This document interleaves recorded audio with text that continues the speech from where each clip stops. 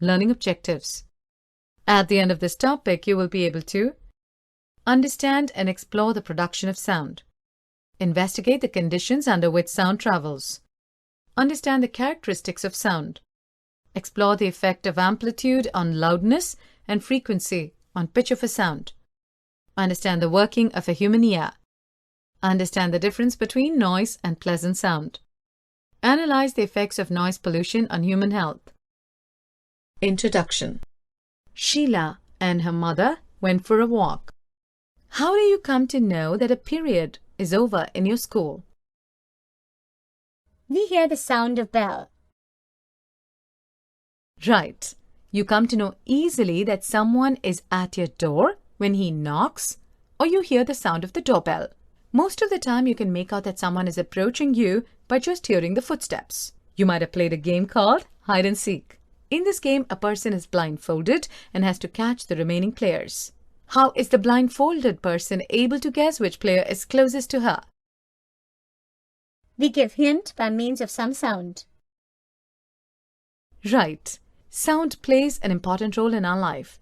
It helps us to communicate with one another. We hear a variety of sounds in our surroundings. In the music room of your school, you hear sounds made by musical instruments like flute, tabla, harmonium, etc. We shall discuss such questions in this chapter. Sound is produced by a vibrating body. In our surroundings, we see that a vibrating object produces sound. In some cases, the vibrations are easily visible to us, but in most cases, their amplitude is so small that we cannot see them. However, we can feel them. We have seen the manjira, cymbals, the ghatam and the nut, madpots and the kartal. These instruments are commonly used in many parts of our country. These musical instruments are simply beaten or struck. Sound produced by humans. In humans, the sound is produced by the voice box or the larynx. This part of the body is known as the voice box. It's at the upper end of the windpipe.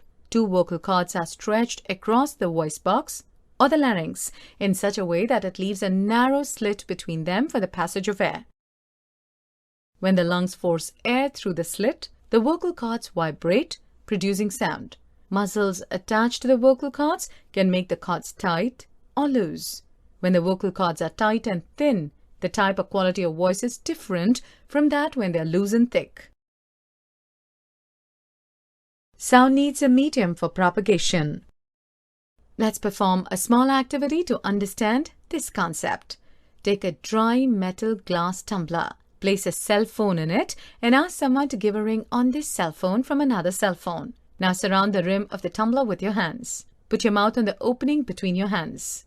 Indicate to your friend to give a ring again. Listen to the ring while sucking air from the tumbler. We notice that sound becomes fainter as we suck, and by removing the tumbler from the mouth, the sound becomes loud again. Let's explain this phenomenon. Indeed, if we had been able to suck all the air in the tumbler, the sound would stop completely. Actually, sound needs a medium to travel. When air has been removed completely from a vessel, it's said there is vacuum in the vessel. The sound cannot travel through vacuum. We find that sound can travel through wood or metal.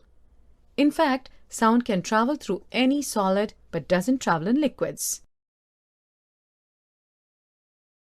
We hear sound through our ears. The shape of the outer part of the ear is like a funnel. When sound enters in it, it travels down a canal at the end of which a thin membrane is stretched lightly. It's called the eardrum. It performs an important function. The eardrum is like a stretched rubber sheet. Sound vibrations make the eardrum vibrate. The eardrum sends vibrations to the inner ear. From there, the signal goes to the brain. That is how we hear. We have learned that the to and fro motion of an object is called as vibration. This motion is also called oscillatory motion. The number of oscillations per second is called the frequency of oscillation. Frequency is expressed in hertz.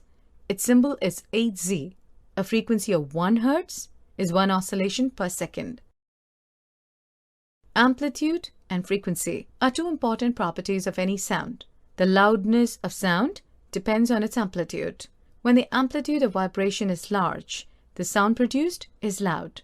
When the amplitude is small, the sound produced is feeble. The frequency determines the shrillness or pitch of a sound. If the frequency of vibration is higher, we say that the sound is shrill and has a higher pitch. If the frequency of vibration is lower, we say the sound has a lower pitch. For example, a drum vibrates with a low frequency, therefore produces a low-pitched sound. On the other hand, a whistle has a high frequency and therefore produces a sound of higher pitch. A bird makes a high-pitched sound, whereas a lion makes a low-pitched roar. However, the roar of a lion is very loud, while the sound of the bird is quite feeble. Sounds of frequencies less than about 20 vibrations per second, that is 20 Hz, cannot be detected by the human ear. Such sounds are called inaudible. On the higher side, sounds of higher frequencies higher than 20,000 vibrations per second, that is 20 kHz, are also not audible to the human ear. Thus, for the human ear, the range of audible frequencies is roughly from 20 to 20,000 Hz. Unpleasant sounds like horns of vehicles are called noise. On the other hand, you enjoy sounds from musical instruments. Musical sound is one which is pleasing to the ear. Sound produced by a harmonium is a musical sound. The string of a sitar also gives out a musical sound. We know that the presence of unwanted gases and particles in air is called air pollution. Similarly, presence of excessive or unwanted sounds in the environment is called noise pollution. Major causes of noise pollution are sounds of vehicles, explosions, including bursting of crackers, machines, loudspeakers, etc. Let's discuss about the harmful effects of noise pollution. Presence of excessive noise in the surroundings may cause many health-related problems. Lack of sleep, hypertension, high blood pressure, anxiety, and many more health disorders may be caused by noise pollution.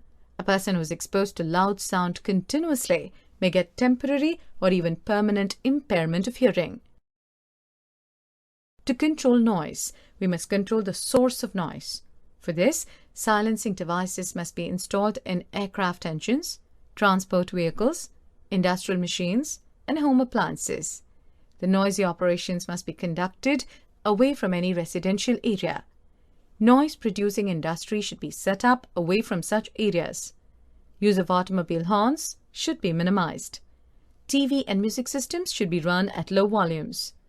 Trees must be planted along the roads and around buildings to cut down on the sound reaching the residents, thus reducing the harmful effects of noise pollution. Summary. Let's summarize the topic. In humans, the sound is produced by the voice box or the larynx. Sound needs a medium to travel.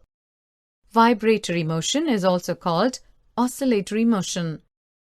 Presence of excessive noise in the surroundings may cause many health-related problems.